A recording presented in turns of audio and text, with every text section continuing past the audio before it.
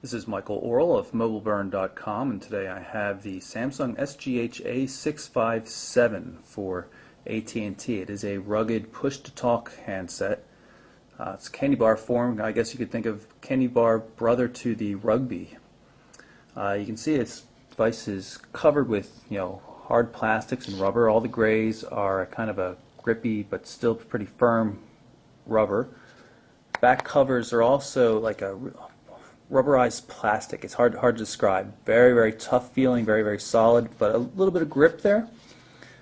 Keys, so a rubber keypad entirely surrounding a D-pad. Dedicated GPS buttons here. You see also at the top there's a loop for attaching to a backpack or work vest or whatever the heck you've got. Take a look at the bottom here. You see this very heavy-duty screw. This is what attaches the rear cover. I'll take that off in a little bit to show you some of like the gaskets around it. On the right edge here, up here at the top, we have a dedicated button for a flashlight. Just hold it in for a second, and it's a bright LED flashlight. Works pretty well. And you just press it and hold it again to turn it off. We've also got the proprietary Samsung port right here.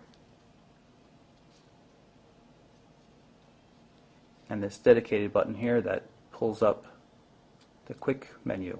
I don't know what they technically call it, but you can see it just gives you quick access to typical functions. You can always hit the right soft key from standby to get to the main menu though, but this quick menu here is handy nonetheless. We're going to use an American dime to remove the rear cover. You just turn it counterclockwise and it pries it up a bit. You can see the red gasket that goes around the outside edge of the rear cover. The compartment's otherwise pretty plain. It's a little difficult to get back on. You have to make sure everything presses down quite tightly. But when you do that, you get a nice waterproof seal. That this device can go underwater for a fair amount of time. It meets mil-spec ratings, so it's a pretty tough phone, and we're going to put to the test a little bit later on in another video.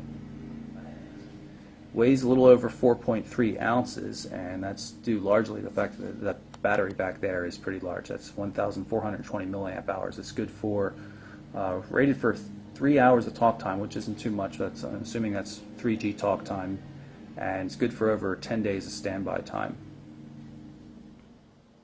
The A657 is a 3G capable device, and you can see it has a pretty small display. It's 176 by 220 pixels, but it is capable of 262,000 different colors.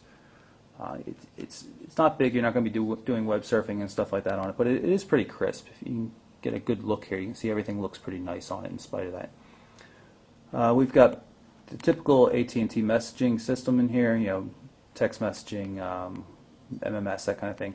Also IM support for AIM, Windows Live, or MSN Messenger, whatever you want to call it, and Yahoo. And it does also support the mobile email client. It's a Java-based application. And like a lot of the feature phones that AT&T offers, it's pretty limited in terms of what you can get email access to. There's a predefined list of providers here, and there's not even Gmail. You can't use your own IMAP or POP3 server, so it's kind of limited in that regard. Other features of note include Bluetooth support. You can see if we go through settings and get into the connectivity menu, see there's Bluetooth support. It has support for not just headsets but also stereo headphones, which is pretty cool. There is a micro SD card on the device, so Samsung says it's been tested with cards as large as 8 gigabytes in size, but theoretically the spec would allow for cards even larger, like the 16 gig cards. So that's our quick introduction of the Samsung A657, a new rugged phone for AT&T. We're going to do a separate video abusing it, see how it stands up. I mean, so far everything looks really solid and seems nice, but with a phone like this, if it's not tough, it's not anything. So we'll leave final judgment until the follow-up review, where we're going to abuse it quite a bit, with Samsung's permission, of course. So it's Samsung's A657 for AT&T. I'm Michael Orrell for MobileBurn.com.